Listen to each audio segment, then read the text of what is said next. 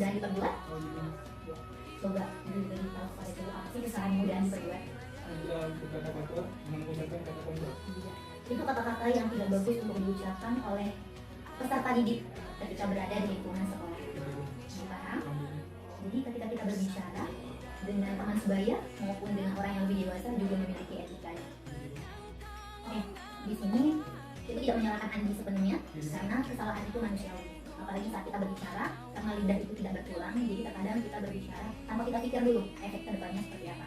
Akan tetapi, untuk mengatasi ucapan-ucapan kotor itu supaya tidak terucap lagi, kita perlu melatih sejak dini untuk tidak mengucapkan kata kotor seperti itu baik di lingkungan sekolah maupun di lingkungan masyarakat. Jadi Andi di sini harus memilih teman bergaul dulu, karena dari temanlah kita mulai terbentuk untuk berbicara seperti apa. Jadi dilatih sejak dari dini sekarang. Nanti ketika Andi berada di luar, di lingkungan masyarakat yang anggotanya yang kelompoknya itu lebih padat, Andi bisa memposisikan diri Andi untuk tidak berbicara hal itu. Mungkin dalam satu kelompok kecil, ketika Andi mengucapkan hal demikian, itu masih bisa diterima. Akan tetapi ketika Andi berada di kelompok yang lebih besar, yang bukan di lingkungan tempat Andi tinggal, pada dasarnya bukan tempat masyarakat yang biasa Andi bergaul, itu akan menimbulkan efek yang sangat buruk bagi Andi. Mulai dari bahasa dan kata-kata menunjukkan jati diri kita itu. Paham? Andi tahu apa peraturan sekolah? Peraturan sekolah yang sudah Andi tanda tangani pada waktu awal masuk itu berjumlah 10 poin dan tidak dibenarkan peserta didik untuk berbicara kotor ketika berada di lingkungan sekolah itu masuk ke poin ketiga. Jadi di sini Andi sudah melanggar aturan sekolah poin ketiga. Untuk peserta didik tidak dibenarkan berbicara kotor ketika berada di lingkungan sekolah. Gunanya apa? Ketika seorang peserta didik mulai berbicara kotor ketika berada di lingkungan sekolah, maka image warga sekolah, potensi sekolah tersebut dipertanyakan. Kenapa peserta didik ini seperti itu? Anda sudah tahu? Jadi untuk kedepannya saya berharap Anda tidak mengulangi hal seperti ini. Bisa? Assalamualaikum warahmatullahi wabarakatuh. Perkenalkan, nama saya Andrian. Saya berasal dari SMA 2 Moro. Sekarang saya duduk di kelas 10 IJ 1. Hari ini saya mendapati bimbingan konseling dari guru saya yang bernama Salvia. Hari ini saya melanggar peraturan sekolah, yaitu bicara kotor jika berada di lingkungan sekolah. Saya tidak diberikan hukuman oleh guru dan ditanya keyakinan saya akan peraturan sekolah. Hal ini membuat saya terbimbing dan terdidik untuk berubah ke arah yang lebih baik. Terima kasih guru telah membimbing saya untuk lebih sopan ketika berbicara di lingkungan sekolah.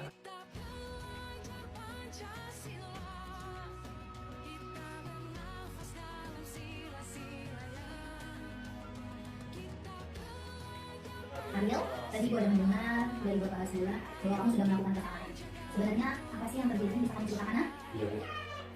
Tadi saya sedang melakukan perjalanan di sekolah dan ditangkap Pak Abdullah sedang merokok di sepanjang jalan. Jadi pada saat kamu melihat Pak Asila, apakah kamu masih melanjutkan merokok atau kamu berhenti? Tidak Bu. Jadi kamu berhenti. Ariel, apakah ada informasi lain yang mau kamu sampaikan ke Ibu? Saya tidak bermaksud melakukan hal demikian, tapi apa nak? saya benar-benar tidak tahu Pak Abdullah dari belakang saya dan saya pikir jalan benar-benar sepi pada saat itu. Mungkin apakah Ariel tahu kalau Ariel sedang ada dalam masalah sekarang? Iya tahu Bu. Baiklah, Ibu ada di sini bukan untuk mencari siapa yang benar dan siapa yang salah, melainkan kita sama-sama mencari solusi untuk memperbaiki situasi yang sedang kamu hadapi sekarang. Kamu melakukan hal itu pasti mempunyai alasan tersendiri. Ketika kamu melakukan hal itu, mungkin kamu merasa diri kamu sangat hebat dengan merokok di sepanjang jalan. Ya nak? Iya Bu, maaf. Ibu bisa merasakan bagaimana kekesalan Pak Hasbullah ketika menyaksikan kamu merokok dengan menggunakan kostum posis di sepanjang jalan. Pasti beliau sangat merasa kecewa dan kesal. Akan tetapi yang Ariel lakukan ini sangat merugikan nama baik sekolah, terutama nama baik guru-guru yang mendidik Ariel pada saat itu. Sehingga Ariel sekarang terkena poin akibat pelanggaran peraturan sekolah yang Ariel lakukan. Iya Bu, maaf. Nah sekarang mari kita berbicara mengenai keyakinan sekolah dan keyakinan kelas. Yang mana yang belum Ariel tunjukkan?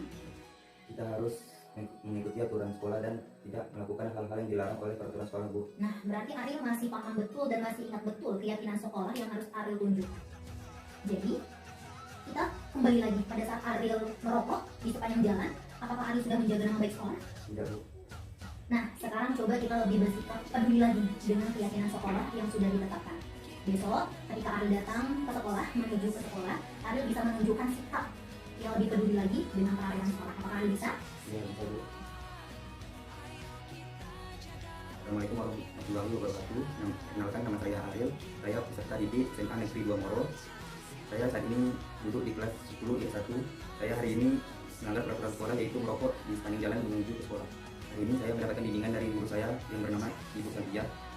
Beliau menyampaikan tentang kesalahan dan keyakinan saya terhadap sekolah. Saya merasa termotivasi atas bimbingan beliau dan saya tidak diberikan hukuman, melainkan tumbuh rasa kesadaran dalam diri saya sendiri. Terima kasih untuk guru, dan saya akan berusaha berubah menjadi pribadi yang lebih baik lagi.